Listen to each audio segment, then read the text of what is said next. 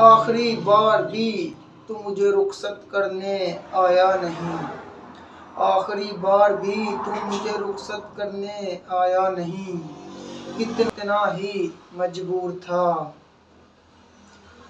دو پل کی بات تھی صرف، دو پل کی بات تھی صرف، تیرا شہر میری نگری سے اتنا تو نہ دور تھا، مطلب تک ہی تجھے مجھ سے مطلب تھا، مطلب تک ہی صرف تجھے مجھ سے مطلب تھا،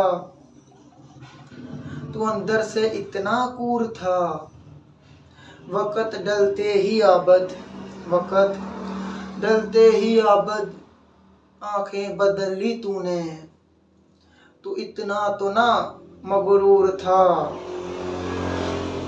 آخری بار تو میری سن جاتے، آخری بار تو میری سن جاتے، اور دیکھ جاتے دل اندر سے کتنا چور تھا۔